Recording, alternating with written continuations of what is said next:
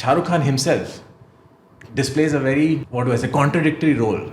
In the movie कुछ होता है. He speaks about हम प्यार एक बार करते हैं और शादी भी एक ही बार होती है. In the same movie, he marries another woman. Then I even asked myself, okay, this is a breakup, that's why it's hurting, because it's a rejection, I gave you my all and you're not accepting that. So you feel rejected as a person. What if she had died? Sense of loss is real. Hurt, sadness is normal. Very, very normal. Intensifying it unproportionately, that's not normal. When I was just, I think, in my teens, and I once asked him, Papa, आप क्या करते थे जब आप bore हो जाते थे? आपके पास तो कुछ होगा भी नहीं, हमारे पास तो टीवी है, म्यूजिक है. He first thought, मैं रेडियो सुनता था. Then he turned around and said, no, wait. मुझे पता ही नहीं था बोर होना क्या होता है. So in this story, what happens in the theater, in the school is that by mistake, the person who's dressed up, the kid who's dressed up as Narasimha, he's in the other beam. Right? So the kid goes and he's like, Abhi mere Bhagwan aayenge. Bhagwan! And nobody's coming out. So then he realizes quickly, he can see this guy is like, I'm here. So it's like, इससे नहीं उस beam से आएंगे.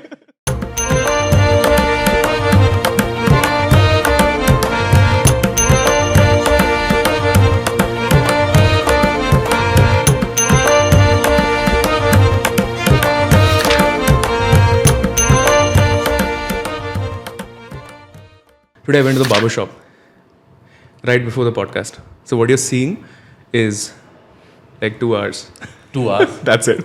Okay. I always screwed up this entire hair thing. Whenever there's an important event, I would always screw up my hair. Everything else looks good, but my hair is always off. According to you? According to everybody else around me. Right? This is a review that you get. So, this time I was adamant. I was like, no, if you see every other podcast till date, my hair looks like it's all over the place. So today I went right before the podcast and I was like, I'm going to make sure I get this right. But right there, when I was sitting and the guy was doing his job, I realized that it's not about getting it right. I don't know how to explain that to anybody. That's why this podcast. Because there are a lot of things that we can't explain. It's very tough to explain what we are going through. Right? I realized that it's not about getting this right. I'm missing something. It's not about getting the hair right. It's not about getting life right. There's something else which I don't know what it is. Right? So I would love to start this podcast with I don't know. Right. It's 3 guys from early 20s, late 20s, mid 30s, having this conversation about adulting. Things that we don't usually talk about. I hope it gets emotional because I think it will for me. And I'm going to start with I don't know. So on my right, we have Mr. Varun Kaul, you are the founder of Peel Health, a seasoned counseling psychologist, a life coach, a therapist with over decades of experience, specializing in various aspects of mental health and well-being. You're certified in life coaching, REBT, CBT, NLP, couples therapy, and you've extensively worked with students and young adults, offering guidance in institutions like Garden City College, Indian Academy, Lake Montfront, St. Joseph's, Christ University. But I would love to navigate through all of that and just say thank you for coming down. Thank you for having me. Yeah. It's going to be a lovely conversation. I'm hopeful of that, yeah. And on my left, we have the youngest of the lot. And I would like to start with a piece of poetry that I found really fascinating. That's why when I was doing the guest research. I am stardust, a byproduct of death.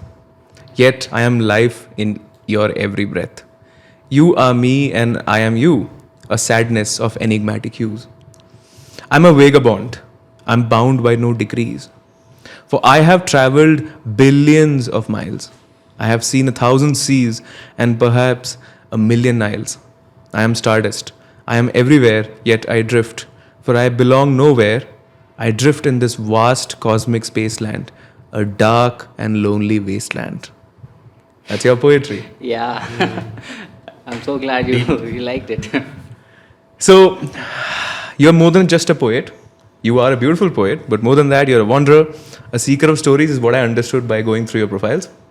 And you're a content strategist on the professional side, blogger, a storyteller, and also you are now a podcaster also, starting your podcast. Just starting out, yeah. Would you like to give out a mention so that... I haven't done like my own thing yet, but there's this friend of mine whose name is Maddie, who is in the book club as well. So he has started his own podcast called the MWM Podcast, where we basically talk about movies and the books that we're currently reading or really liked reading about or watching. So, yeah. So Right. MWM Podcast. Shout out to them. Nice. Guys, do listen. So, I actually wanted to start with the first thing, which is contradictory truths or coexisting truths. Multiple truths, totally contradicting each other, but totally true when it comes to adulting. Right.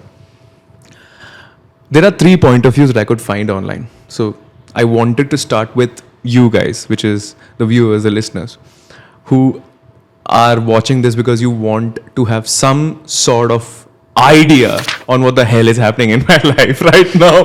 What is this thing called adulting, dude? And I found 3 popular point of views. One is that, hey, you know what? Whenever I saw adults as a kid, I thought it was really tough. But once I started going through the process, these guys had it easy. I mean, what's a big deal about being an adult? You just have to do a couple of things right, and it's not a big deal. What were they showing off about? First point of view. Second point of view. Damn, man, what hit me? What is this thing that I'm going through? It's like there is no end to figuring out. Every single day is new. There are hundreds of things, hundreds and thousands of piles of things to figure out. And I have no idea where my life is going. Second point of view. Third point of view. I think there has to be some guide map on this. And that guide map would be found on some textbook that would guide me forward. But I'm not able to find it. I'm going through multiple influencers, YouTubers, people. I'm trying to figure out. I'm talking to all kinds of people. But nothing is coming out of this. So, I'll start with you. I would love to start with you.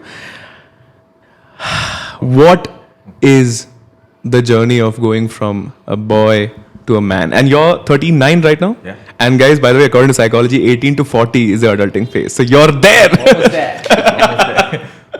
After that, I'm gone. And I don't want to make a statement. I'll make that clear because no statement can fix this, Right. can help us. But what is this? Let me take you up on what you said before. I don't know.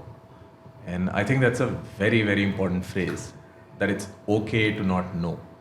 It's okay to not understand. In fact, I believe I have my own popular saying where I believe this phrase very strongly that confusion is the first step towards better clarity. I've seen a lot of people get really hassled when they're confused about something when they don't know. Especially some of us who have had good life. So we carry this idea that, hey, I can figure it out. I know how to make it happen. If any difficulty comes my way, I know how to fix that. And I think we are very fortunate if we are able to do that. Does that mean that we'll be able to fix everything? I don't think so. In my own experience, since I've almost touching 40, I've often come across this situation where I have not known. And being okay with that has eventually taken me to a place where I have been able to manage the situation better and sometimes even resolve it or find a solution for it. So to all of you out there, let me re-emphasize on this idea that confusion is the first step towards better clarity. Does that mean you need to fix it immediately? No. But it's okay to be confused. It's okay to not know. And not everybody is supposed to know everything instantly. We all have our times, we all have our journeys. And that is very, very important to understand that we all have our journeys. 2 statements which have always stayed with me and I keep reminding myself is that every individual is unique.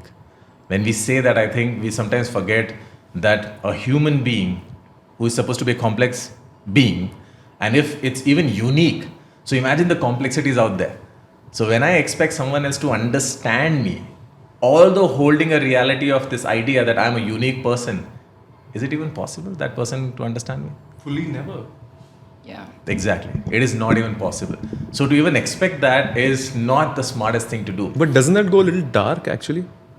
Nobody can actually understand you fully. And that's the best part. It's not even needed. That is something we sometimes forget, that it's not even needed. You don't need to be understood. You need to be heard.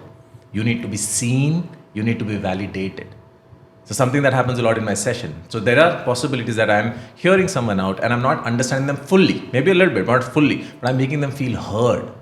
I'm making them feel seen. I'm saying that, yes, this sounds difficult. I don't know the difficulty. I don't know the intensity, but it does sound that you're going through a tough time. And that validation is enough.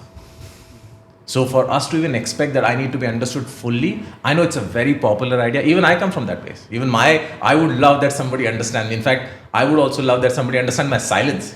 Tells me more about myself. But is it a healthy idea? No. Is it even a realistic idea? Not that much. Because I'm a unique individual. Every experience that I've had, even if you give the same experience to someone else, with some bit of my personality, the interpretation will still be very different. But feeling understood makes us feel... I think feeling understood is what makes us feel belonged. That's one way to look at it, and I'm not questioning that. Okay. It is great to be understood. But I'm even taking this point of view, what if the other person is not able to understand? Yeah, like Trying fully, to, but it's not not able practical. What you're saying is a truth. Yeah. Like it's a truth bomb. Correct. It cannot because be. Let's imagine you're my best friend. But today I'm going through something that you have no idea about. So you're trying to be there for me. I'm still looking at it in a positive note, but you're not able to.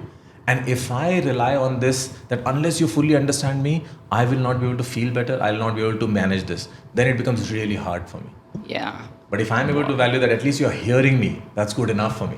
At least you're trying to be there, that makes me feel so good. Trust me, my intelligence is good enough for me to help me resolve the situation. Because it's the emotional difficulty that I have. Wow, I think Not that the already practical. solved 50% of my problems. Happened to you also? Like, My fees is 10 lakh rupees per state. Please. Right. So I guess just having another person to be there for you, just Yeah. all that there is. Because we are social beings. We are social beings, we are Exactly. emotional beings. Yeah. So our experiences are a lot more deeper if there's someone else there. There's no doubt about that. Sure. and what's happening in your life? What is, how is, for you, naturally the question was, what is the journey? For you, the question is, how is the journey now? Yeah, so a lot is happening actually. Recently, I've moved to a new place. I found an apartment as well. So yeah, I mean, I have never lived alone before this. Like I was with my parents all my life, but then now that I'm trying to be on my own, so I'm always in this dilemma. Like, you know, I have all this freedom, so should I just go and live carelessly, or should I still be like, you know, thinking about the stuff that really matters? And you know, and the dilemma that, okay, some people just tell me like, dude, you're like 24 or 25, you have your whole life ahead of you, just don't care that much. But then there's this thing as well, like, okay, I'm 25, I can't believe that, because how long are you really gonna live? Maybe 80 or something. So like 1/3 or like 1/4 of your life is already gone. So yeah, that existential crisis just starts to creep in sometimes. But yeah, I mean, I try to manage things, and I'm trying to learn a lot of things, and you know, as a Gen Z, I rely mostly on the internet to seek solutions, you know. And if there's something like really personal, then I'll just talk to my parents about it, or my brother, who is a huge support in my life. So I just call him and I talk to him and see how can I solve the problems. So This is so fascinating. Like, the fact is that he's turning 25, but the two views already are, you're only 25, or dude, you're 25. Exactly. Like, you know, like the polarity of there is just I am crazy. going to be 30. So just saying. Same thing applies. God. Same, I think even I hear 25, that. 30. Oh So my sometimes when I God. tell somebody I'm old, some people tell me, oh, 39 is not that old. And then somebody would be like, 39, oh my God. Exactly. So I think the polarity is just there. But No, so- what you do with it, I think that matters. First, let's get this out. Okay. Right? That's the first thing I want to talk about. What is this thing about age? Why do we What care? is it? 25. Damn, I'm 29, 30. I'm 39. Yeah. What is this thing? Why do we feel...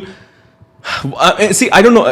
What do you think? Is this pressure there from, has it always been there, or is it there in this generation or the last 50 years? I think it's been there. It's becoming a lot more because in this new world that we live in, the possibilities are endless.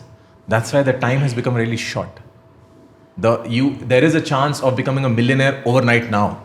Earlier, there was not a possibility. Maybe one lottery winner once in a blue moon. But here, if anybody does the thing right and somehow the luck is right, you can actually become a millionaire overnight. And if you ask somebody, would you want that? Yeah. Would you want to work towards it? Not really. And if I have to simplify, I think this age is us just trying to categorize life like a bookshelf. That this is how life should be. 10 to 20, 20 to 30, just to have an idea about look what you are doing, or you are doing well, you are doing bad. Just to have these statements, we need to have an idea of this is how life should be. Is it the most healthiest of idea? I'm not sure.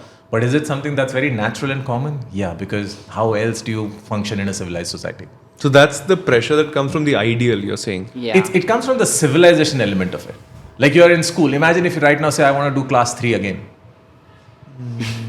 I really did not understand ABCD that well, so I want to study that again. I don't think anybody would say that that's a good idea. But is that really that crazy? I mean, you can do it if you want to, but it's that's why I said this podcast is about things that we can't explain, because it's not applaudable, or is it not ideal? It's not even acceptable. It's not acceptable. Even to you. Imagine you going to a school and say, I want to enroll in class 3. Can you imagine the look on the principal's face, like your kid wants to come in? No, I want to come in class 3 because I think I did not learn that much. Or class 6 or class 10 or going back or doing something. Some people do their graduation years later, but how many of them are there? There's so many of us, they are stuck with the idea of education. And I am somebody who's now questioning, do we even need 12 years of school? In that perspective, shoulds and should nots. Yeah, man, as I said, like I am always in this dilemma, like to choose between things.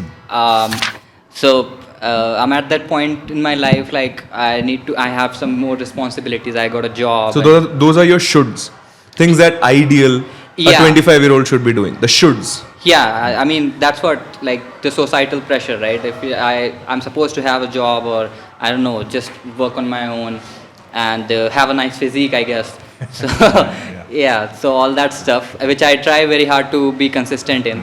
But then there's this other side of me also who just wants to let go, like just live freely. So and recently I was just, as I said, I shifted to a new apartment, right? And then there's so many things to figure out, like from the bills to cooking and everything that you need to learn. So that taught me a few things about life. Like at some point you have to sacrifice a few things to learn the more mature things. So I mean all that stuff. And when I like compare myself to my other friends who maybe are not doing that great, or who are like doing way better than me, then but then again, everyone has their own journey, right? So I just try to compare myself from what I was the previous day and how I did today. Like, did I do better, or did I improve on anything? Wonderful. So that helps a lot, instead of comparing to other people and their journey to yourself. I'll connect that to something I realized today. So today I went to the barber shop. Here we go again. And what I would come back to what I started with, because this is exactly where I was at 24, right? At 23, you're like, oh my God, I need to do something in my life, right? He just did that. Right? At 24, you're like, okay, I need to have a physique, I need to do this. So it becomes a story of becoming and becoming and becoming. Yeah. And at 29, and I would love to go there now, at 29, it just hit me today. That's it. What the hell am I doing? Because all the time, there's this consistent pressure of becoming. Like, back of the mind, yesterday we had a call and you're like, I was in the gym. And I was like, oh shit, I missed gym. This week, I need to work on myself. And I was thinking, even he's gymming, so what am I doing? I need a gym now. Right? Last 2.5 months, I've been hectically working over the book, over this, over that. So I didn't find the time to hit the gym. But it's not just about the gym, right? It's about having the perfect life. It's about having the perfect job at the right age, the package, the situation, the shadi.com, right? And the pressure and looking good, feeling good and doing good. I get it. These are things that we naturally want. But now it looks like somebody is holding a slate on top of the head and they're writing that pointers. These are things you need to do. I would love to have these things, but the approach has somehow changed. The approach has become a pressure to achieve it now. Yeah. And I mean, do we have Instagram in the bracket for that? Yeah, of course. Absolutely. Is it in the code? Absolutely. Yeah. I think social whatever you're media- saying has been there, Yeah. but social media has just accentuated that so much more, maybe 10 times, if Yeah. not less. And it has made so many things so difficult and so many things so easy. I think now different people are experiencing different emotions at different times, and it's not even phases, it's days. I could be experiencing good feeling about myself and my life today evening, and I could be scrolling for 5 minutes and feel better, or vice versa. I could scroll for 5 minutes and suddenly start feeling, oh, but then they are doing so much better. Oh, Yeah. she's holidaying. Oh, he's looking so good. What am I doing? Thinking so good about myself by doing some little things, and I'm a horrible person. I'm an idiot. I'm a loser. Gone. All my feelings are gone. Did I really want that? No. Did I benefit from it? No. So that's why there are I come from a place where exposure was really good.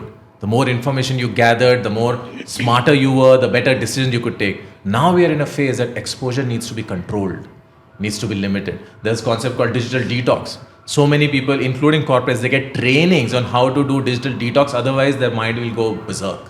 And that's becoming very real. And for younger people, if they are benefiting from it, good. But then if they are not, I think the suffering is a lot higher than what it would have been for us. So what is Yeah. the way out? Awareness, because there's no stopping it. And then awareness, not just that impact, but also understanding how do you reduce that. Like I was saying, that you need to control your exposure after a while. You need to understand, okay, this is not, like imagine those 5 minutes, maybe in just 1 minute I should realize that I don't need this right now. In fact, internalizing, oh, I'm at a good place, stay at a good place. This is the bad place. Maybe 1 or 2 scrolls would be good, but then eventually it will take me down. So no matter how we look at it, the short form content and the whole happy culture, I don't know what the exact name for it is, Yeah. the happy content, right? Happy content, where people are doing happy things. They are in travels and this and vacation. This is what shows up, right? Mostly this and fitness freaks and blah, blah. No matter how you try to look at it, one angle would always be real that subconsciously it builds pressure. Yeah. Yeah. Is it true? Yeah, absolutely. Because you are getting exposed to happy content, then that converts into an expectation of a happy life. Exactly. A good life is not equivalent to a happy life. I am in a good life right now. I'm absolutely okay. Am I happy? No. But am I okay? Yeah, that's a good life. So again, another belief that I have is learn to be okay. Happiness will follow. And I don't think anybody can say that happiness is a constant state of mind. Then I think that's a delusion of certain kind. But being okay is very important. But when you expose yourself to this information which is happy, your mind develops an expectation that subconsciously that this is what your life should be. So I have surprised myself that years back when social media had not even come up, I used to do my trainings and tell especially students that every day take out at least 15 minutes where you're not doing anything. If somebody asks you, what are you doing? Nothing. Why? I don't know. 15 minutes. And I did not even know that time that why was I even saying that, but I really believed in it. Today I know that's the space where you're okay with the nothingness. But today, whether it's a auto rickshaw wala or whether it's a CEO, everybody's something or the other. So many of my clients, so many of people that I know, they think if they're watching only cat videos or funny videos, it's okay. It's not addiction. No, you are taking away this power to just be. You're filling your mind with something or the other. You're not giving that space. So then when you come across something difficult, which does not give you that space to go into social media and all, then you're not okay with your sadness at all. Right. You're not okay with, like, boredom becomes haunting in a different way. More scary than a horror movie. The minute I don't know what to do, you feel restless and you get anxious, and anxiety disorder could also come in. Not because you're an anxious person. You got anxious because you developed an expectation that life should have something good happening all the time. Subconsciously. Being is incredibly tough in negative spaces. Yeah. So I want to bring this up first. 2 things. Hurt, anxiety. Yeah. This is where being Best becomes tough. Yeah, best friends. Yeah. Because hurt. So I think I spent my early 20s shying away from opening up in a relationship. Yeah. Right? Do you relate? Kind of. Yeah. Relating. Let's be honest. Still relating. So I relate. Actually, I think I can relate to that. Yeah. Yeah. So I think all of us relate to that. Even Jasim is relating to that from behind the camera. So I think most guys would relate to this. They're shying away from falling in love because it's too hurtful to go through that phase. So they're shying away from holding yourself back. Second is not admitting anxiety because it's weakness. Yeah. Yeah. And that becomes a real guy thing. Like, if I remove the mics right now, I might still not admit that I have anxiety. Because that is the I don't know, that's a norm in friend circles with guys. So you don't want to admit that you have anxiety. You don't want to admit that you're weak. You want to show your strong side, not your weak side. Mm-hmm. So I would flow from there. What has been your learning and unlearning, as you rightly said, with dealing with hurt and anxiety? So, not just anxiety, I think emotionality itself is taken as weakness. And unfortunately, men are supposed to be strong in that regard. So, which often translates into you not being emotional. And if you're not being emotional, then there's a very high chance you'll be anxious. Because you're not managing your emotions well, you're not experiencing your emotions well. So you're not healing, you're not resolving, you're not feeling. And that's why there's a very good chance that the repercussion will be anxiety, which will show in different ways. And like you rightly said, that you can't even show that. So for many of us, our anxiety is actually shown in anger, in distance, and we don't even know that.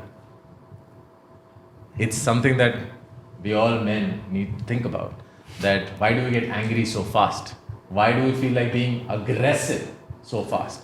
And it's not because we are aggressive people or animal instinct. That is a part of it. But much of it is because our emotions have not been felt, have not been accepted. Like because we ourselves don't accept. Because we have been trained to believe that you're not supposed to be like. You know, something as simple as don't cry like a girl. It almost leaves a mark in our head that okay, girls can cry, girls can be emotional. In fact, I don't know if you guys relate to that. When a girl is emotional, my heart opens up. Like I want to be there. But do I want to cry with her? No. I want to be the shoulder. I don't want to cry with her. But if a girl is with a girl, then quite often they're crying together. Very comfortably. I would love to do that, but no, my training has been no, you provide the shoulder. In fact, this is an opportunity for me to be the man. She is crying and be there. But does that mean we don't feel hurt? We do. Human intelligence is always guided by positive and negative experiences, is my life experience. That means if there's a positive experience, you'll jump at it. But if there's a negative experience, you'll stay away from it. Okay. The first heartbreak is like a little child who... I remember my nephew having his first hurt. Like I remember him seriously getting hurt. He had an injury. And for the first few seconds, I would always remember this as a beautiful memory. He didn't cry. He actually looked at it in wonder. Like, what is this pain? Processing. And then he started crying and he cried for days. Yeah. And I've never seen anybody cry like that in my life. I'm sure when he grows up, and same thing that happened to all of us, it'll become like, Possibly. that's it. Yeah. Same pain, but.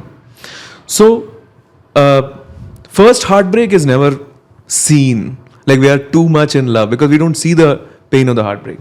After the heartbreak is where naturally it becomes tough to be vulnerable. Because? Because there's so much fear of the heartbreak happening again, correct? Yeah. And second thing is, anxiety is... People would get, in my experience, whenever I've addressed my weak points, like anxiety or stuff, in a guy's circle, it has been attacked upon. Right. And I'm like being blunt honest. If there is a close circle, like your best friends, you know that it wouldn't happen. But if you are in your, just your Larger people you group. met, larger group, then anxiety can become a reason for people to make fun of you. Right. Or it can become a reason for people to look down on you. Right. That you're weak, iska kuch scene hai life mein, that this. And you don't get respected. So that also brings to third topic, which is respect in society and growing up. So that's the thing where I said it. So what is your... No, I would not question or challenge that at all. What I'm trying to add is that is one of the common experiences that we have. But is it a fact for everybody? No. I've had people who have had wonderful groups together, even men who have been very vulnerable. In fact, I come from a hope that there need not be a context called vulnerability. What if you are yourself? You become vulnerable with your partner because somehow we reserve this idea that I will show my true self, my softer emotional self to someone in a very private space who would understand me. One way it is beautiful, very romantic, Bollywood like. But for me, it's very unhealthy. Why would you reserve this for someone? And then if you reserve it for someone, how much power do they hold in your life? Exactly. Yeah. Right. So what is the... But Yeah. if you are open most of the time, if you have accepted your vulnerabilities as who you are, not being vulnerable, but sharing. Imagine I tell you, you shared about your dyslexia, right? That you were dyslexic. You spoke about it. Maybe there's something happening inside of you. But gradually, as you keep talking, let's imagine you become comfortable. And Varun is a horrible guy. And he said, what, you're dyslexic? I don't want to talk to you, guy. There's a good chance you might not get affected by it. Okay, Varun didn't want to talk to me because I was dyslexic. No problem. His problem. So tomorrow when you open up to your girlfriend or any partner and you say, I wanted to tell you that I'm dyslexic, you would not be carrying that weight that your response is going to decide how I feel, because you're just sharing about yourself. You've already dealt with it. So this, and unfortunately most of us carry this huge idea of vulnerability. I trusted you, I was vulnerable with you, but I want to open up everybody to this idea, be vulnerable. Right, fist bump. Okay. Right. And then the partnership would be a lot more healthy, a lot more fun, with all the emotionality in it. I do that actually. Like I believe in I didn't know this concept, like this thing that you're saying. This is new to me, but I think somewhere I indirectly got there through art. So in art, there's a concept of free expression, right? So where you're freely expressed. Yeah. You take a notebook and you write without thinking much, or you just paint, or you music comes out of you. You just like play through different chords and fly. So see what comes out. Yeah. So when I explored that aspect in life, it seemed very beautiful to be totally yourself, because whatever flows is flows. Yeah. But even then, right, in a relationship, there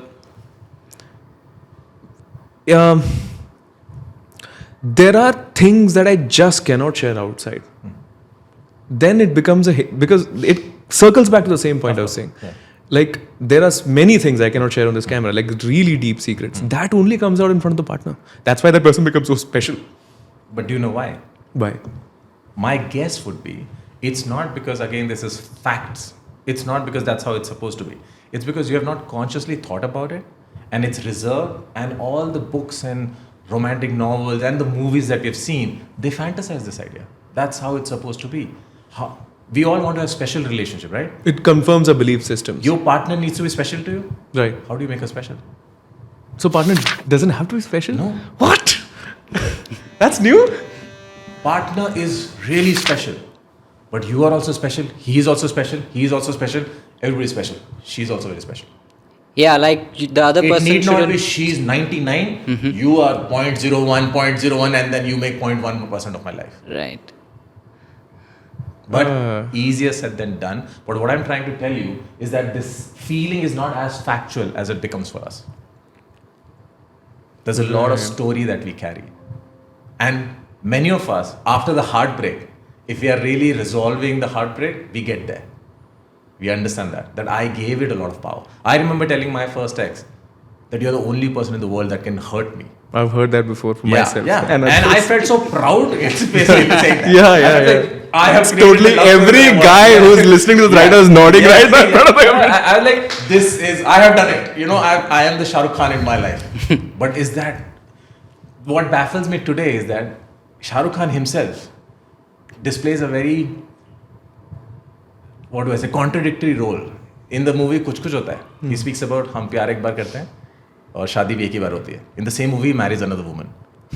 We don't realize that. Many people don't recognize that he passes this statement. We are like, yeah, प्यार ऐसे ही होता है. इसी को कहते हैं प्यार. In the same movie, he marries someone else. In DDLJ, which is a very popular movie, he talks about being the kind of guy who latches at every woman. किसी की नाक अच्छी, किसी के कान अच्छे, किसी का ये अच्छा, and he behaves like that. Comes from a filthy rich father's background, and then does not need to study or has no responsibility. Sees one girl and changes everything like this. That's why Bollywood movies never go beyond marriage or getting the girl. because reality sets in. Anybody who's not seen Chalte Chalte, watch Chalte Chalte. One Shah Rukh Khan movie that shows after marriage what happens. And that's quite real. Many men can relate to that. Eventually they fixed even in that they got together. But if we understand that, if we accept that yes, coming together is one part, but maintaining the relationship is not as easy, it's a responsibility. I think we'll be a lot more equipped to do that, and we'll be able to retain a lot more fun. And that's why we miss out on, I don't know how many of you will agree with that once you get the girl, and the girl starts being devoted, our interest starts going down. We almost start getting irritated, like, why is she giving me so much attention? Why is she dependent so much? Earlier we are, roaming around all the time, like, give me attention. But when the tables turn, you're like, So it's something to think about. Like, why does that happen? Because this picture, that we are meant to like the chase only. Because we have never taught that once the chase is over, then what? After that movie end, happy end, yeah, nice. So there's excitement for the chase, but there's the idea of having an exciting, consistent relationship is never projected. What is a healthy relationship? Presented in art. It's never presented. Right. How are you dealing with hurt? Honest truth. Yeah, man. So what was your first heartbreak like? It was quite vague, actually. Like sometimes there are like these things happen and you're not even clear, like, what did I do wrong or where did I go wrong? And you also don't want to keep forcing the other person to, like, asking them like what went wrong or what happened between us. So there's this term in the Gen Z slang, or I don't know, the vocabulary called ghosting, right? You got ghosted. Kind of ghosted, yeah. So I mean, like the person stopped reaching out to you on WhatsApp, blocked you, like that. Sort of, yeah. So the conversation just died out, let's say. And was there a fight or something that led to this? Not really. So there was no fight or anything like that. But then, let's say I had moved to a different place, and then surely I wasn't able to meet that person a lot. But then, so maybe the connection wasn't there anymore, and it just fizzled out in a way. And it wasn't nothing like really serious or like too old, like years of relationship or anything. But yeah, so that was kind of that hits you like a sledgehammer, And then the first heartbreak, you're down for a couple of months and stuff, but then you gradually get out of it and try to build yourself again. And I feel you, man. Yeah, sure. So how do you deal with the hurt? I don't know. Listening to sad music really helped a lot back then, and certainly, like, starting to work out helped a lot because, like, believe it or not, your mind and body are truly connected. And once you, like, exert pressure on your body, then your mind also builds that kind of resilience. Right. So, yeah. So, at least you prepare yourself for the, like, next stages of life. Like, it's not like once you had a heartbreak, after that, it's not going to happen. It can happen again, right? But probably the next time you'll be more prepared and better know, like, and you'll get out of it more early than the last time you did. So yeah, that kind of stuff helped. So with me, something that helped was that, because for me it happened like, because अभी तो आपने शुरू किया है 25 से लेके 29 तक अभी बहुत होगा. So real stuff is yet to come. Real stuff is coming, like, and that's just coming from me. I'm not going there yet. Okay, so thanks for the warning. So the thing is, every time it was always that, I cannot believe this, I'm going through this again. That why did I do this? It's always a lot of these questions coming. Yeah. So a very healthy way I start dealing with it, and it's not just this. Like, eventually it will become friends ne ditch kar diya. Or it will become best friend ne ditch kar diya. Right. Or it will become I was sick and this person did not call. Or it will become small things that it can eventually lead to a lot of things around work, ditching, a lot of this. It's all heartbreak. One thing that helped me was I understood that this, again, commerce helped me because I'm into business. So commerce mein there is a concept of value perception, right? So they say in the theory that value perception is totally intangible and it is completely created in the mind. There is no actual value anywhere physical, tangible. It's completely in your mind. So if I take a pen right now, why I should value this, right? This has a lot to do with the branding, the usage, the context, the situation, and the usability. So value is created in the mind, and that's the whole game of marketing. When I started understanding this, तब मुझे समझ में आया it's about how much importance and value you give to it.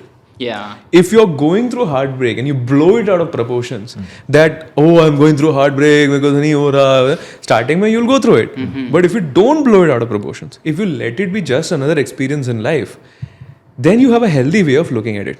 Right. And I learned that the capacity to love I have is much larger than the hurt I have. Right. So if my love for my friends or my family members or my the person I was dating at whatever point is like a river and it gushes through and breaks through everything, hurt would be like a small rock in it. Right. But my mind is fixated on the rock too much. That's why that becomes a highlight. Once I got that in place, it really helped me. Right? Yeah. But my question is, Yes. Bring the question. Because I've seen it all. how did you deal with hurt and how did your concept of hurt evolve? And before that, I'll just add one more thing. I still haven't figured out what hurt is. Right. I've tried a lot as a writer because I have to delve into concepts, ideas to present stories. I've gone quite deep into it, but abhi tak samajh mein nahi aaya ki what actually hurt is. Some strands of thought is that it is a wanting that is unfulfilled. Yeah. Another strand is that it is an emotional pain. Of course. And another strand is it is a feeling of crushing in the heart. ये 2-3 angles है. But how did your concept of hurt evolve? Yeah. I think so far we are covering only hurt when somebody ditches you or leaves you or ghosts you. Yeah. And when I was experiencing that, when I had my first breakup and I believed that I was living my dream love story, and the person was wonderful and the relationship was great, but the breakup was brutal for me because it just meant breakup. It wasn't like abusive that, like get out and leave me in. It was just like things won't work out and I think we should go our separate ways. But the hurt was really, really bad for me. Yeah. And I was trying to understand that why am I hurting so much? I thought I was a chilled out guy. Like it's just a girl, not being there. What is the big deal? But it was crazy. Like you said, the heart is crushing. All the things that they say, the colors don't make sense to you. You Everything see a car and you want to jump in front of it. Like you kill me rather than feeling what I'm feeling right now. Yeah. And if somebody would ask what's happening, you don't know how to articulate it into words. Like, just kill me. I can't tell you that. So yeah, exactly. I just wanted to kill you. Exactly. And it baffled me that I'm experiencing this fully and I have no idea why to this level. And I'm trying to remind myself, but it's just a breakup and all the fundas that I have. Yeah, exactly. The rational part of me is coming that it's part of your life. Breakups are very common, but then gradually I recognize it's not as simple as that. One, sometimes you don't realize what story it is fulfilling for you. And I had to dissect my love story to understand where it's coming from.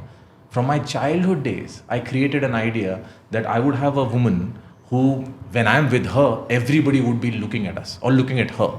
And this person, when she met me, when I recalled, 10 people asked me who was she.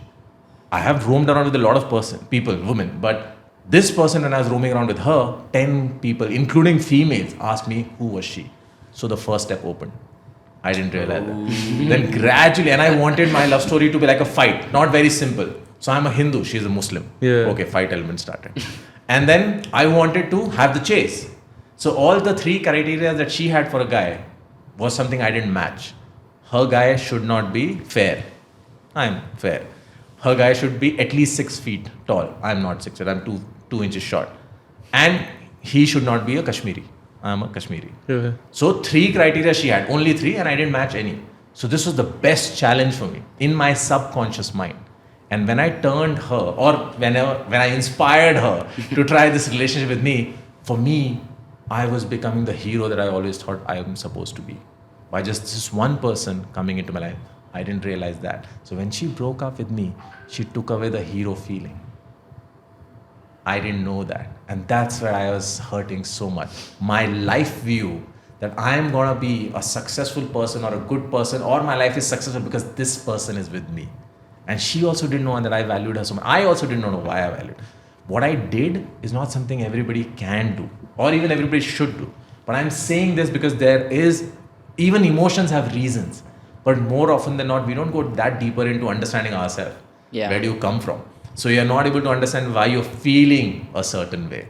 And then I even ask myself, okay, this is a breakup, that's why it's hurting, because it's a rejection. You know, I gave you my all and you're not accepting that. So you feel rejected as a person. What if she had died? Sense of loss is real. Hurt, sadness is normal. Very, very normal. Intensifying it unproportionately, that's not normal. That's not healthy. So hurt is sort of proportional to value also. It's also proportional to the future that you're attached to it. Oh, right. Makes sense. Right. Have you had that experience? Somebody who...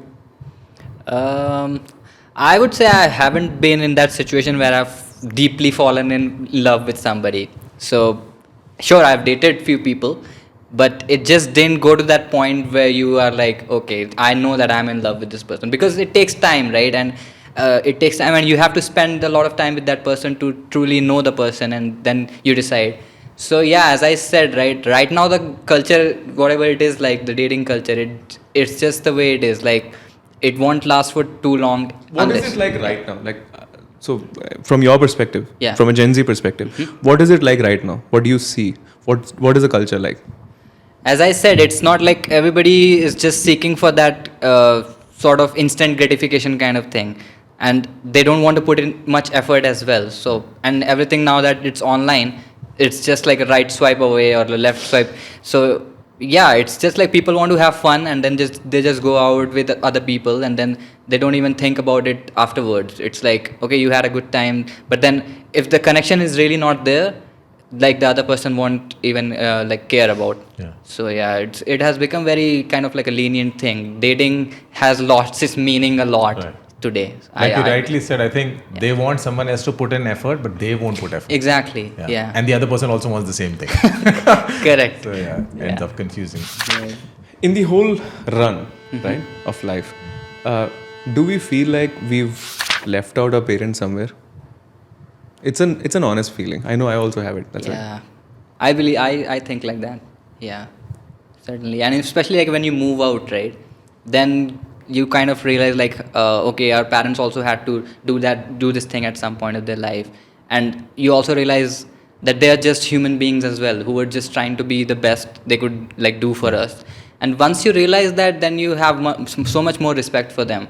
And as teenagers, you might be like judging them, or like thinking like, oh, my parents are so, they just force me to do things and stuff like that. But once you are in your 20s and like things start happening to you, all the adulting things especially, then you develop a more like better sense of respect for them. And sure, you feel like probably I should do more for my parents now, and like provide better for them. So all those thoughts are surely there at the back of your head all the time. Before I moved out of my house, like my parents' house, the only conversation a large part of the conversation I had with my dad was light off kar le, geyser off kar le, darwaza band kar le. Exactly. Electricity ka bill to main de raha hu. That is the conversation. Right. Now that I've moved out of my house, my dad calls me and he says, light off kiya, geyser off kiya, darwaza lock kiya. What is your relationship with your dad like? And why is it like that? Let's start there.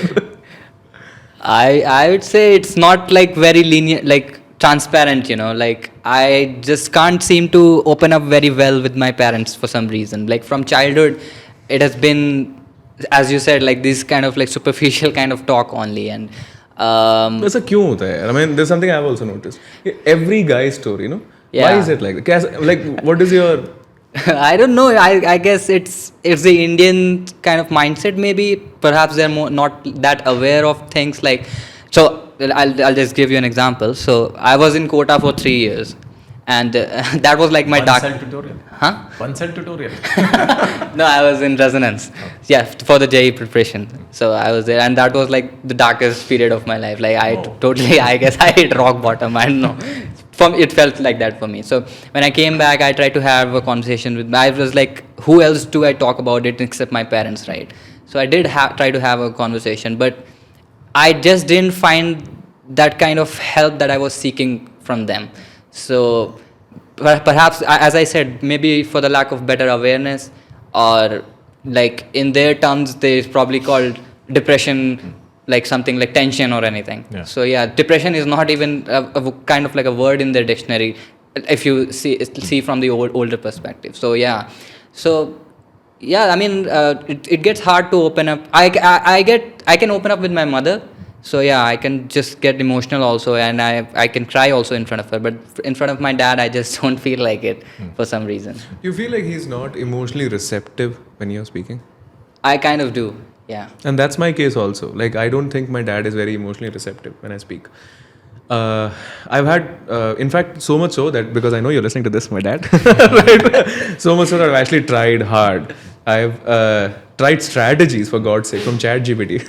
Right? I have tried talking to him by asking for advice. Because once this goes on, right, Yeah. like 26, 27, 28, you'll start realizing कि यार कुछ तो करना पड़ेगा, because this is not working. Yeah. So then you start putting effort. So you talk to him through asking for advice, or maybe you think about common subjects that you have, so you can talk to him and make a bond, create a bond.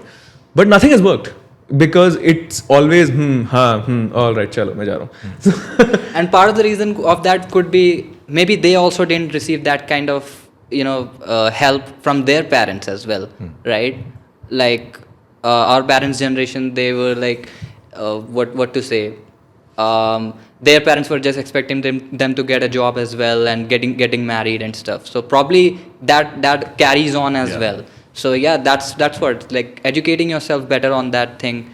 Maybe do you both of you think that there's a chance that we are not able to be emotionally vulnerable with our dads because we have hardly seen them being I've tried, emotionally vulnerable? but it's not working. That's what I'm saying. So from my experience, what I figured so far is, maybe you relate to it, maybe you don't, is that my mother held the emotional stand, but in my head, my father was my hero, or is my hero. Yeah. Me too, yeah. And 50% or more than that would be because of my mother. Because she would keep saying, Papa aa rahe, ab pad lo. Papa aa rahe, ye mat karo. Papa aa rahe, wo mat karo. And mummy tries to manage whatever we are doing, whatever shit we are doing. But Papa aa rahe, to she will take care of things. So somehow he becomes the breadwinner. And then if he is providing a good in the sense, a good money to the house, then you're experiencing luxury because of him. Although mom is managing all the luxury, that does not matter. So you start growing this idea of a hero, of how he's supposed to be, how you look up to him. And that's why you don't want to disappoint, because we are trained that emotionality is weakness and is disappointing. So we want to make him only proud.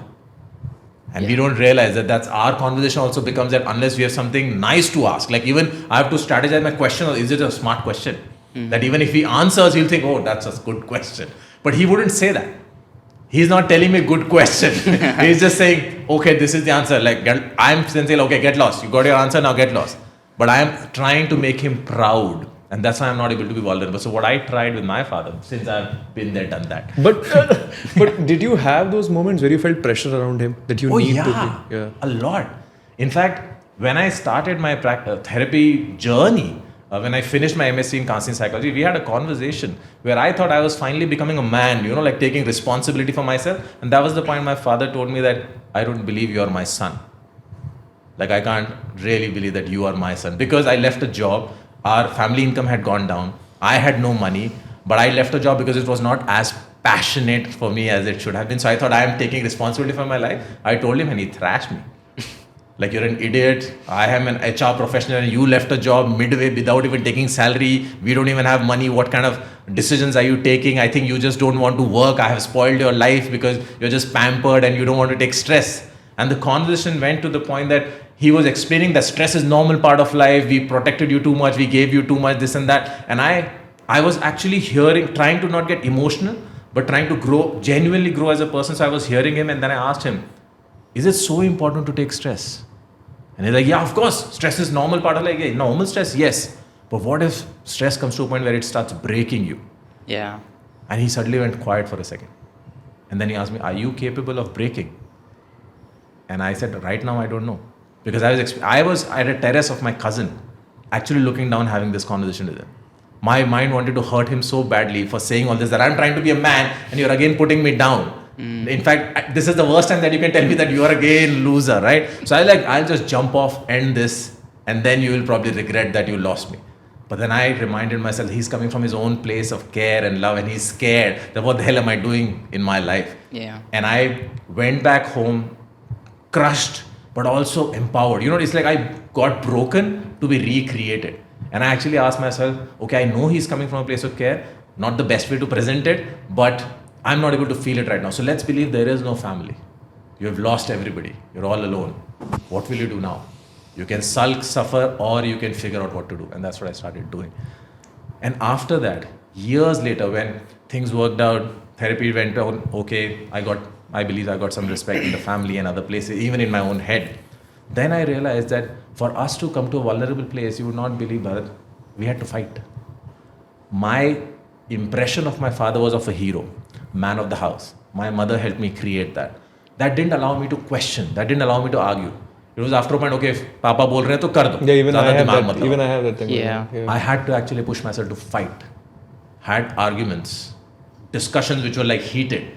But the good thing that I did after, because that was hurtful for him, very disrespectful, that this is how you talk to a father, you talk back to your father. And I heard that. But then I came back and I explained, I'm not talking back to disrespect you. I'm talking back to share my point of view.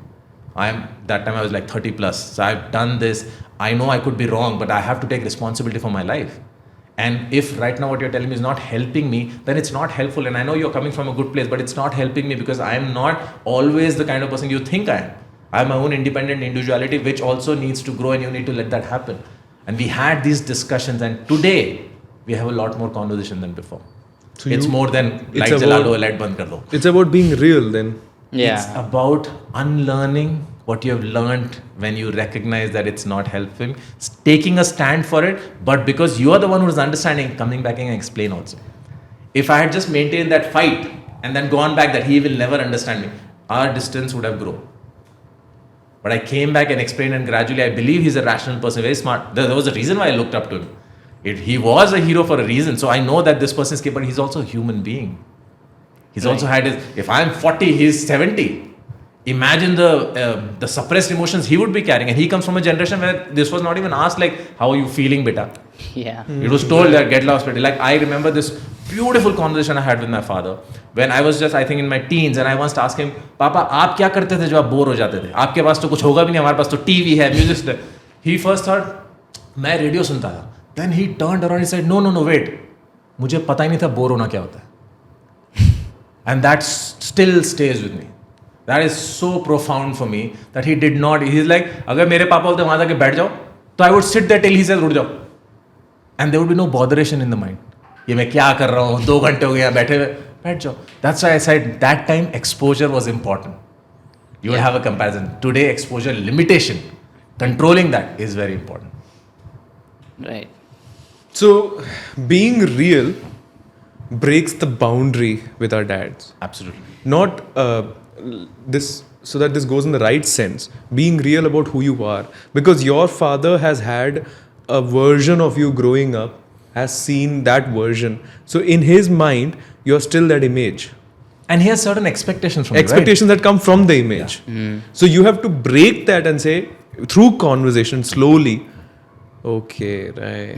So I believe having that hard conversation is very important. See, like you're also still trying to approach him with advices. Because I want to make some conversation. Because you're taking one step forward. Right. Yeah. You're not taking 10 steps forward. You're like, okay, यहाँ तो नहीं चला, चलो मैं ये try करता हूँ. We are justifying to ourselves कि मैंने try किया. I am saying move it to how to ensure it happens. Not how to handle your guilt कि मैंने तो try किया, आपको ही नहीं समझ में आया. Yeah. That will only help our guilt and eventually create more guilt. That has happened to me for sure. What happened? Like I feel like I tried my best to have that conversation, but then since you are not even understanding what I'm trying to say, but then I guess you have to take it to a different level as well.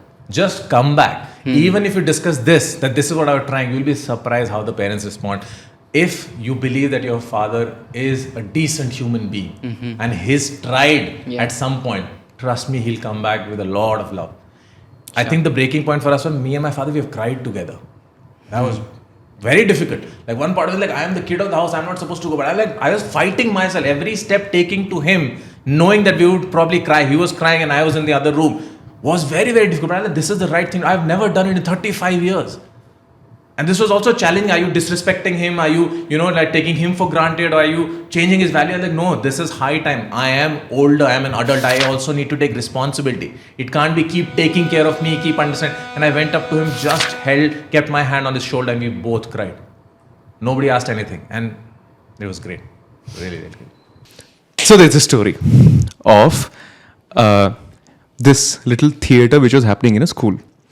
Okay? So there's this very famous Hindu story of a beam in the wall.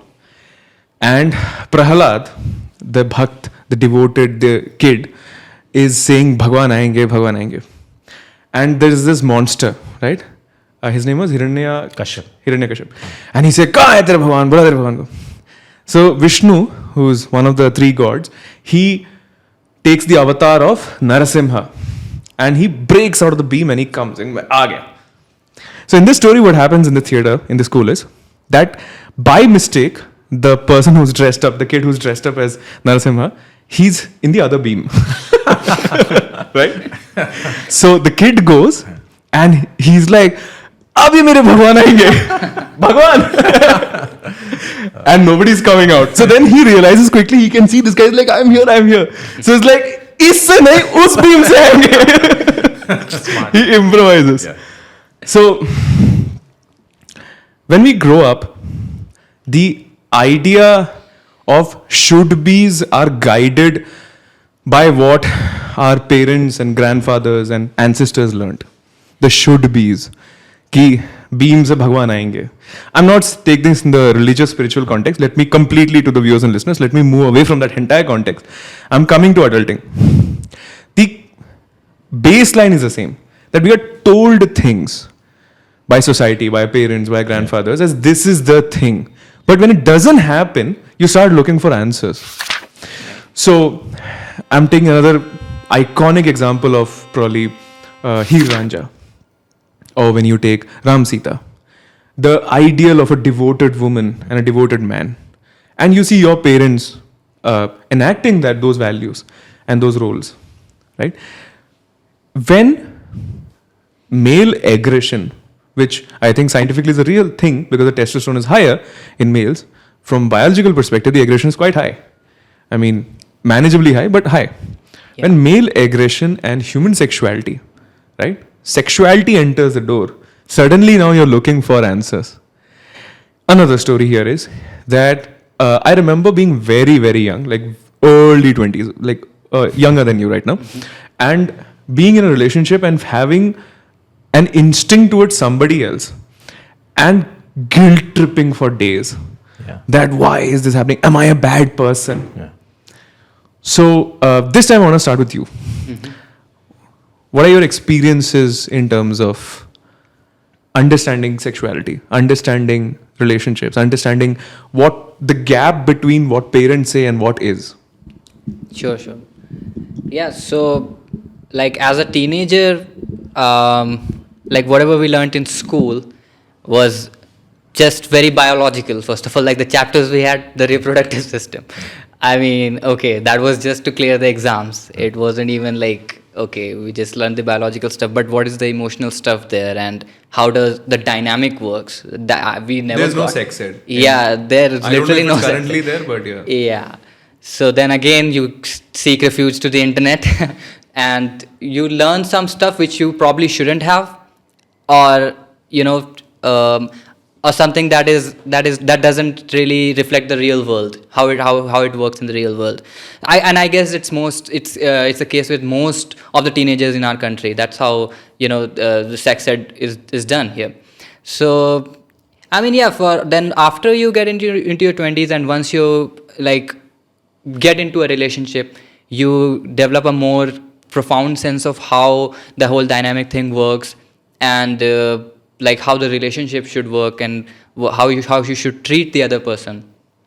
So yeah, I mean, once you're in college and like reading about it, I believe like reading about it is way better than learning it from other people, like your friends and stuff. Mm-hmm. Like they'll be telling their part of the story or from their experience. But like if you read it from a trusted source, or just experience it on your own, then it's way better. And you should just keep trying, and I think just go with your own experience. That's what I believe. Did it happen to you that you found it tough to handle your aggression? Yeah, as a teenager, what happened? I did. So especially like in my family thing, like I used to have a lot of fight with my brother also, like back in high school and stuff when we were there. So at that time I had no idea how to control my emotions, and I just reacted like anything. And emotions lead to aggression. It's like step 1, step 2 influence. Yeah, and that's the thing, right? As teenagers, we didn't even talk very openly about what we're going through and what is going on in his life or in my life or stuff like that. So yeah, it did turn into very aggressive, arguments and fights a couple of times. But yeah, I mean, as you grow up, then I tried to be more sympathetic with his point of view and my point of view and others as well. So I mean, I've not been like a very aggressive guy, but I've seen people like lose it a lot of time. Like a lot of my friends were way too aggressive, and they were always in fights and stuff. So if you take my perspective, I try to not like react in the moment. So I just try to think about it later on and then have a conversation probably about it. So yeah, and I think reading has helped me a lot in that regard. So I've been reading as a teenager as well. So a lot of self-help stuff and just watching online. So yeah, I think in my case, meditation is what helped, because around 23 I started having like real serious existential questions. I think also when you have existential questions as a guy, it leads to a lot of aggression in terms of behavior also, because you start getting irritated with life.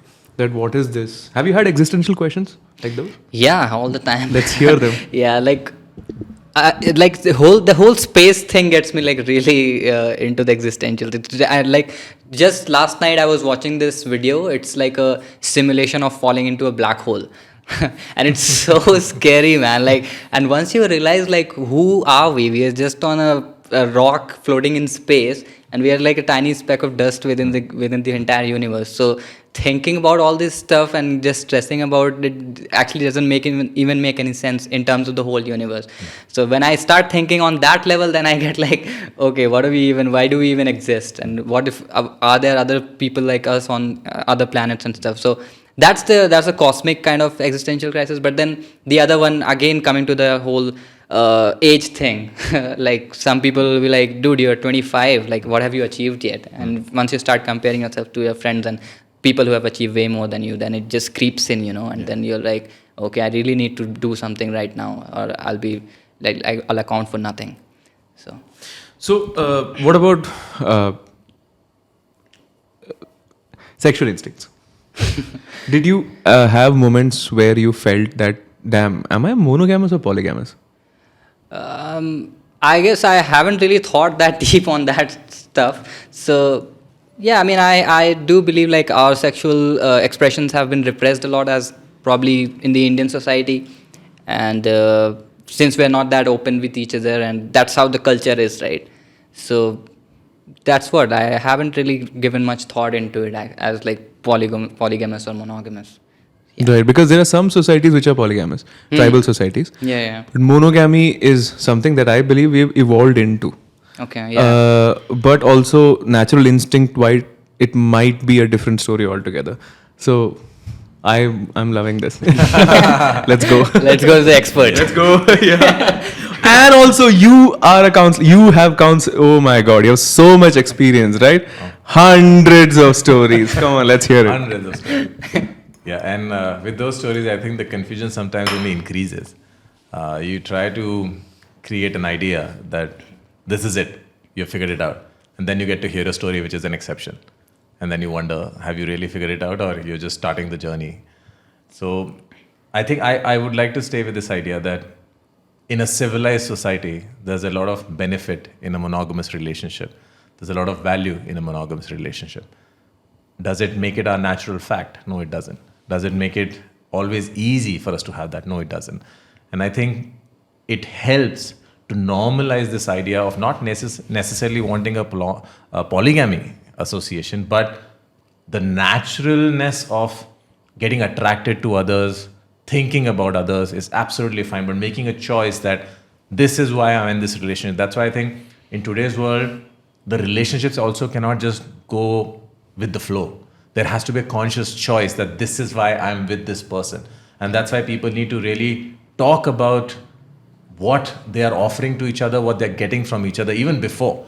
I believe we are in a space where pre-marital counseling or pre-relationship counseling is a lot more important than post-marital counseling, because you need to understand what kind of compatibility, what kind of compassion you're bringing for each other, what kind of future similarity, are your goals aligned or not. That is so important right now for the feelings to stay intact or for it to increase. So it's not just about the sexuality. And the sexual commitment that you offer to someone, it's more like a choice. From my understanding, that offering that choice is one version of that commitment, that yes, I can get attracted to others. It's normal. Yes, once in a while, somebody could seem more appealing, but that's only physical. It's temporary, and it does not lead to a sustainable, healthy association. But what we are building here together is something where our future lies together. Maybe we'll have kids and they need to have certain set of values. So that's why I'm choosing this. Normalizing the tendency, but choosing this, that this is who I want to be. This is the kind of example I want to set for myself, and that's what I expect from you. That is healthier in the civilized society. So essentially that it's instinctive to be attracted, but I'm choosing to be committed. Yeah. I think that's a very healthy way of looking at things, to be honest. Yeah. Right? Because that makes you conscious of what you're feeling, and it's okay to feel that, but you're choosing to be And committed. like he rightly said, I think the taboo part of it makes it really, really hard. We are still not talking about it.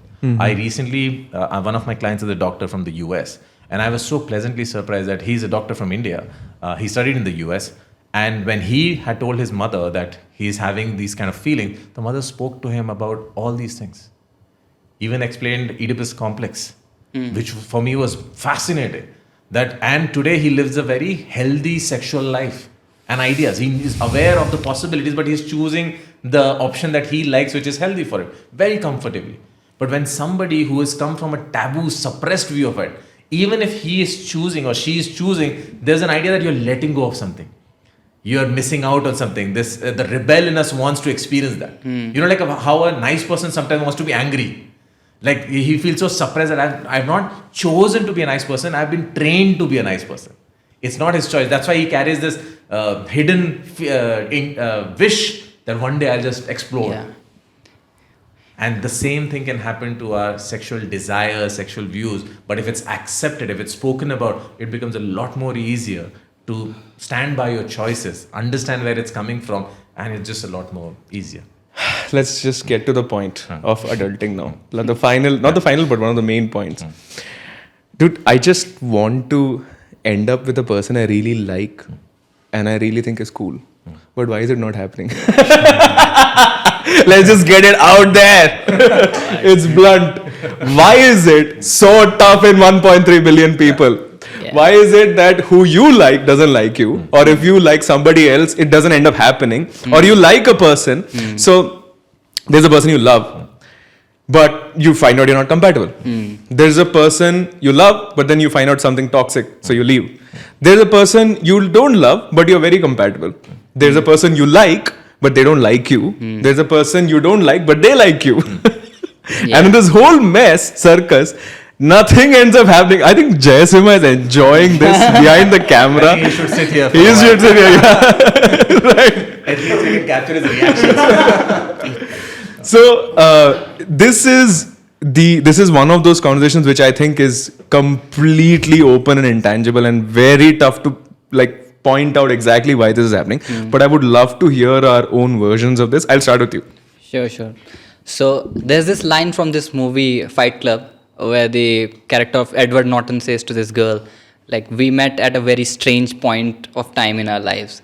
So I guess, the point of time that you meet the other person is also, it also matters, because like what kind of person I am today and what kind of person I was like few years back is different. So let's suppose the kind of like girl that I dated back in college, if probably we have met now that I am more, at least in my sense, a little bit more successful, I have a job and I can just take care of myself. So probably that would work better. At that time I was so reckless, just getting stoned with my friends. That's what we did. So probably that didn't work out because of that. So yeah, the probability of meeting the right person at the right point of time, it's also quite what to say, random. Heartbreak. Yeah. Because right person, wrong time is so common. Why is that All the common? time. Why is universe doing this? What is this thing? Wrong person all the time. Exactly.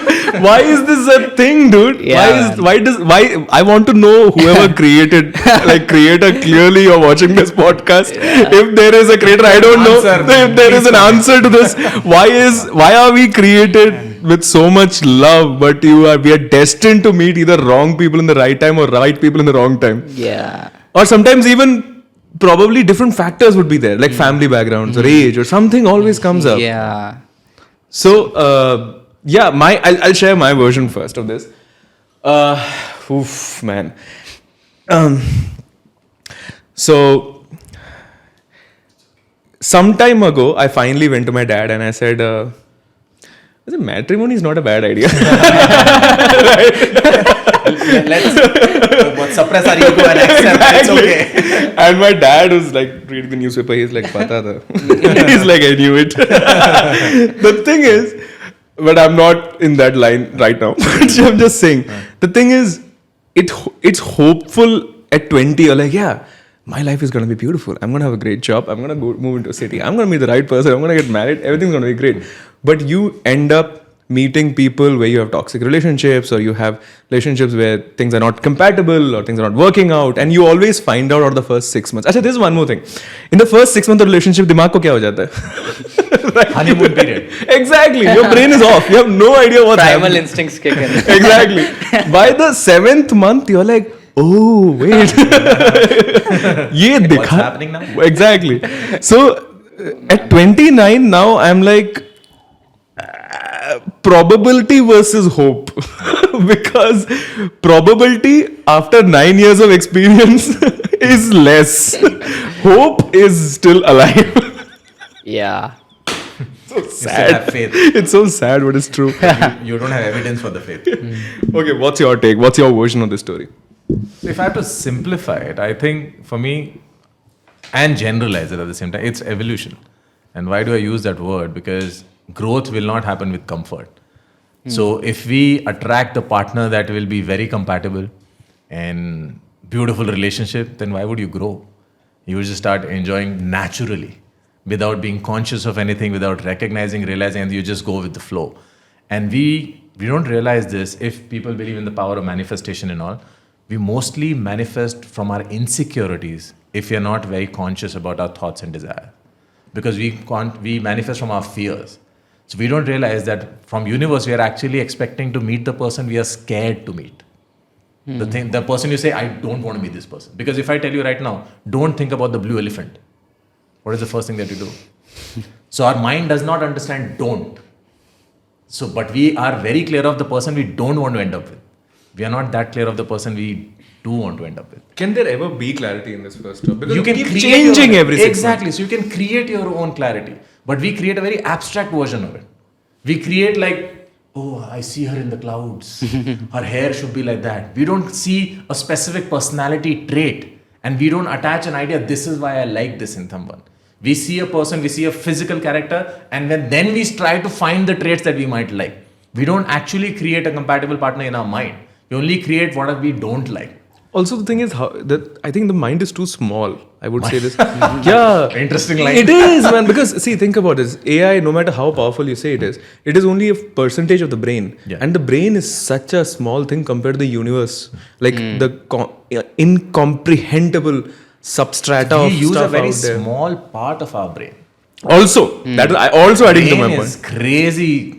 And amount of also, space. on top of that, we use a small part of it. Yeah. Yeah. So my point of view here is that you meet a person that you... Okay, so I had a thing in my 23, 24. Tell me, did you have that where you felt that this is my thing? If I meet this person who is all of this is all I want, I would be happy.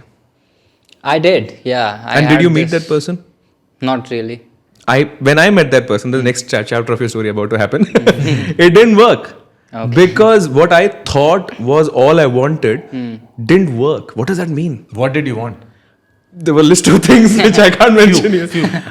So I'm from a creative field. So I wanted somebody who's very creative because that actually makes me happy to sing together Right. or to write poetry. Now you're defining creativity, Huh. but you're not defining creativity. I want a creative person, but now you're making it specific. Creativity has no limits.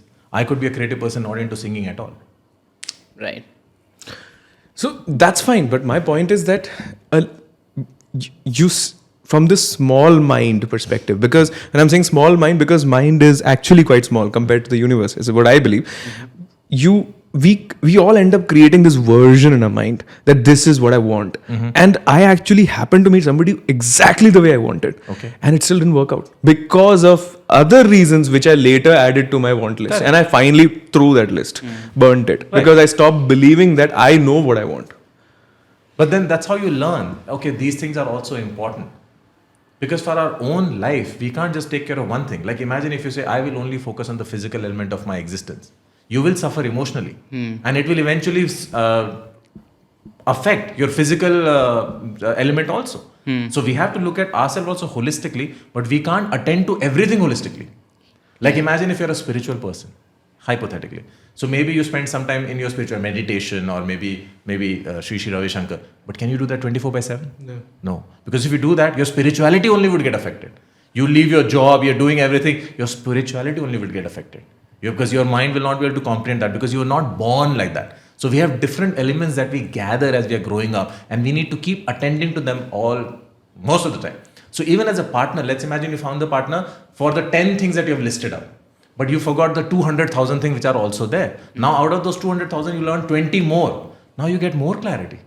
Maybe out of the 10 first, you can now choose, okay, these 5 are important, other 5 are not, but these 20 are now my new thing. That's how you grow as a person. That's how you find a new partner. That's why sometimes I believe that dating is actually helpful Yeah. from a younger age. Also, as you grow more mature, the things that you wanted back then change with yeah. right. After 5 years or 10 years, Exactly. You add more things to the you list. add more yeah. things or different And you change things. differently. My partner could be on a different journey. I could be on a different journey. Right. Yeah, very right. So it's important that we break up. Otherwise, we'll, make each other's lives insufferable. yeah. Wow. There's such different point of views in this room, because what I found after many years was that dating might not be the most helpful thing. Again, because contradictory point of views, because what I found was that when we are in a relationship, dating wise, what happens is that happy hormones. But when we are friends, it's lesser. So I've always noticed that if I'm friends with a person, I have much more clarity on if this will work out than dating from day one. Right. That's again another point of view. But bringing back to what you said, oh man, very rightly said actually, that you're always growing, which is true, and you're always learning. So at what point can you make a choice that this is the right partner? It doesn't make sense then anymore. Part of your journey. So at every point there's going to be a different right partner. So, whatever journey I've had, recently I've opened up to the idea of marriage. Personally, because of my own understanding. Now that's my journey. If somebody would have forced me 5 years back, even if I had engaged in it, let's imagine I have the potential to be a good partner, but that time I would not be a good partner because it wasn't my choice. Today, even if I don't have the potential to be a good partner, I might try a lot better, a lot harder because I'm making it my choice. It's a natural choice. Not natural, personal. I am deciding. So my creativity, my hard work, my compassion increases a lot more, and my personal responsibility increases a lot more. I would like to believe that you were committed as an RJ, but here the commitment level is a little higher. A lot higher. Because you feel responsible. I want to do this. So even if I don't tell you to do this, you would do this because you want to do it. Complete ownership of the direction. Exactly. So when you make an informed choice which you know that is yours, your ability to respond to the situation increases. So even if I'm having a tough relationship, there's a good chance I'll try harder. And back then, even if I'm having a good relationship, there's a good chance I would have said, big deal. But then again, the equation from the other person's point of view changes, because sometimes the other person is not as committed. True. So you end up failing. Then. True. Possible. Right. So you can always try. End of the day, I don't think anybody has the power to ensure anything. Virat Kohli said that one of the most beautiful things that he learned in his life was the right way to fail. he said that मेरे इतने failures रहे that over a period of time मुझे समझ में आ गया कि मेरे failures ही ज़्यादा रहने वाले हैं, success कम रहने वाला है. But we see him as a very successful person, which he is. But if you look at personally his failures, it's more. Right? So he said कि मैंने ये सीखा कि जो failing है उसको आपको नेगेटिव सेंटिमेंट के साथ अटैच करने की जरूरत नहीं है. करेक्ट. वो एक पॉजिटिव सेंटिमेंट के साथ भी अटैच हो सकता है. ये हमारा नेचुरल ये है कि हम उसको नेगेटिव देखते हैं. Yeah. So that's something that really moved me, because failing is a real truth of adulting. It's something that you will learn. Yeah. So what do you think is your version of this right way of failing? This is a beautiful way of putting it, that it's okay to fail, it's important to fail, it's very important to try. Failure or success is a very subjective way of looking at it.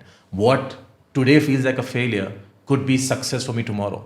When I take bigger examples like Narayan Murthy was not hired by HP. Failure then, success today.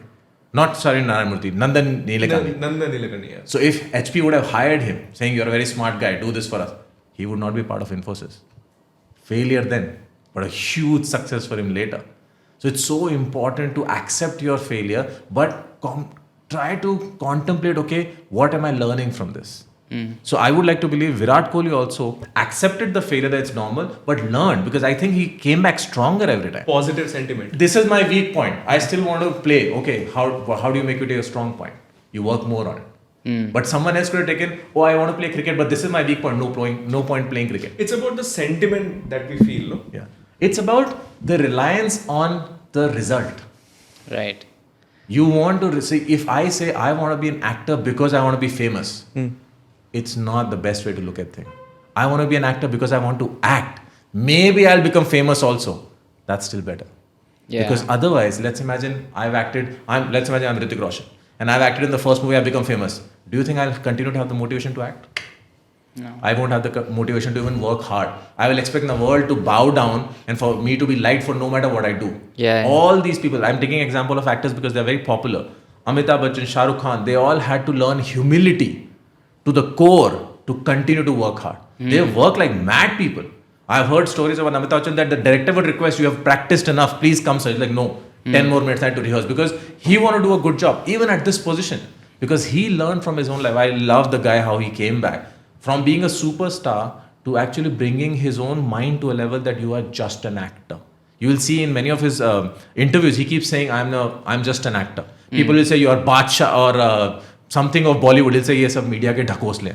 And I was very surprised when I heard that. That's such a big man. Why is he using the word dhakosle? He should be like, yeah, you know, I've done so much, so it's nice of him. But he uses the word dhakosle because he wants to kill that idea, so that he doesn't become egoistic. Because if he does, then he won't be able to put in the hard work. Yeah. There is this person who's in publishing industry and is a mentor to me. His name is Nakul Dhawan, fantastic human being. He put it in a very beautiful way to me. He said, the universe is in no way obliged to make sense to you or give you everything you want. Right. It's so simple but बहुत beautiful है.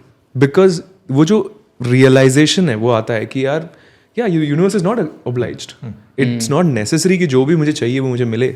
Like whatever I want will come to me. Or that everything will make sense to me at every point of time. So that learning, that, you know, it is, how do I put it? I want to put it in the right way. It's like we were discussing in the beginning. It's okay to not know. Yeah. Some things would happen, some things might not happen. And like we were discussing off record, that towards the end, your highest wisdom is don't take life too seriously. Yeah. Right. This thing that starts around 18, 19 in a guy's journey, that ye mera list hai. Ye sab mujhe chahiye. This gets attached to his ego. The main guy enters the room in the discussion. The ego, right? The male ego. Let's get there. Let's get it out. So this is where it starts. And around 18, 19, वो सारे जो आपके सपने हैं, वो आपके ego का जो चेम्बर है, यानी कि उसका जो आपके दिमाग, उसके आपके मन के अंदर जो मोनार्की उसने बना रखी है, उसके अंदर वो ऐसे ऐसे एक एक मिनिस्टर करके बैठ जाता है कि these are the things that I want to have. Now anybody touches your dreams, you're pissed, you're angry, and it is part of your identity that you want to achieve those things, and somehow that you're not able to achieve.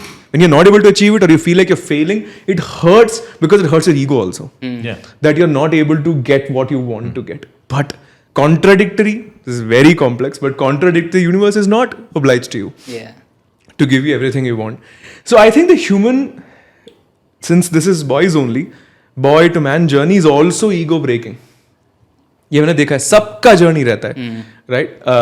Good luck ahead, but सबका journey रहता है, and I am also in that journey. मेरा अभी almost crush हो चुका है. At some point, yeah, because for some of us, it is possible that the ego is boosted.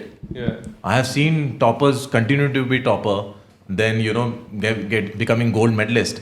But then there's a chance that because of that, maybe their EQ stays low, and then they fail in the relationship, or something else happens, or tomorrow they don't get the grant that they were applying for.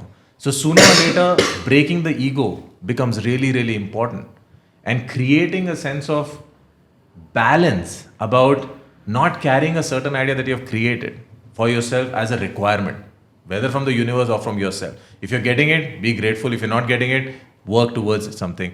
Like you said that at the age of 18, 19, we create a view of ourselves which is full of ego. I agree, because I think I carried a view that by the age of 30, if I don't have a Lexus outside my house, I'm a loser. What's the point of living? And at the age of 30, I could not even have petrol for my bike. Forget about Lexus. So, and today, I think I carry both the views. One part of me which has understood that wasn't even my dream. The Lexus, I don't know shit about Lexus. It's just the brand that it carried. That I would, when I come out of that, the identification that I have from all the people, especially the guard who opens up the door at the 5-star hotel, that sir, without even knowing who I am, he'll be doing that. That is what I wanted. So anything else that gives me also, I'm happy with that. But is that enough for human existence? That's It's the not. question. Yeah. Because you were talking about universe, and I was wondering, universe does not even give a shit what do you get in your life. Speck of dust. Yeah, exactly. Speck of dust. Universe has planets to run. Exactly, right. Forget about planets, it has galaxies to run. Galaxies to run. Forget about planets. And here I'm wondering, what do you have? Exactly. Plans for me. So It's like small rice ka in the chakki. It's like absolutely. And sometimes that's so comforting. Yeah, Because we intensify so many things so much that I need to be this, I want to do everything that you can. Give it your all, but not at your own cost. You don't need to burn to glow. That's something I come. I would add here that to this, I would add that we give it a form in our mind early on. Yeah. That this is something I have learned in life कि मैंने एक form दे दिया मेरे life को कि भाई ये मेरी life होगी. So that form is ये मेरी लाइफ होगी तभी मुझे लगेगा कि मैंने मैं अच्छी life कुछ जी किया है, अच्छी लाइफ जी है, good comes there, good that life. feeling they are craving for. लेकिन एक्सेप्टेंस और ईगो प्रोसेस जो है ना, ईगो ब्रेकिंग प्रोसेस मैंने इसलिए बोला बिकॉज आपका वो तब जब ईगो ब्रेक होता है, आपकी आइडेंटिटी शैटर हो जाती है कि ये सब नहीं हो पाया. And you said Lexus, my God, dude, like I am not even kidding. I used to go to 6th gear in Bangalore and you stand outside a Lexus. I know what you're talking about, with the red leather and everything. And I was like, this is the car I'm gonna buy. ये नहीं तो क्या बात है. Exactly. वरना तो हर कोई जीता है. I get you. Yeah. So, but the thing is, when it crushes, Yeah. when I didn't get the Lexus, when things didn't happen, सब कुछ खराब जा रहा है, things are not working out, struggle चल रहा है, बहुत बुरा सीन चल रहा है, it crushes, पूरा टूट जाते हो अंदर से. That's when you open up to the reality that maybe everything is okay the way it is. Yeah.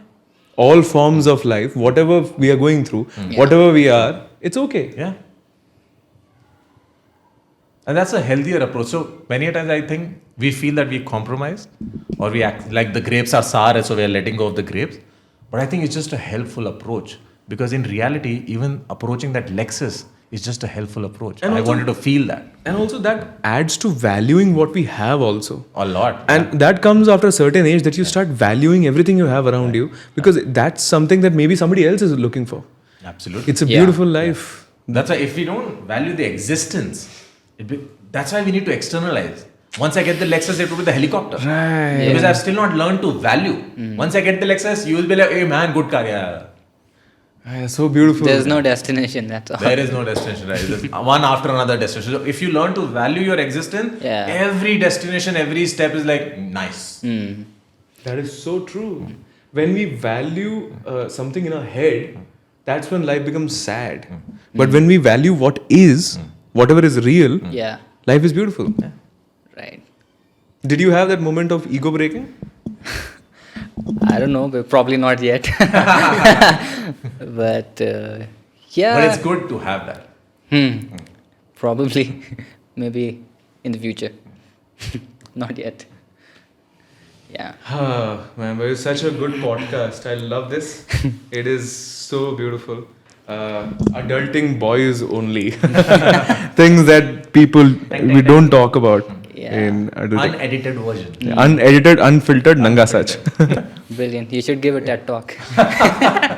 Right, people, are you listening? Wow, man. That is. Thank you so much. Thank you for coming down. For having It was us. a wonderful conversation. Thank you.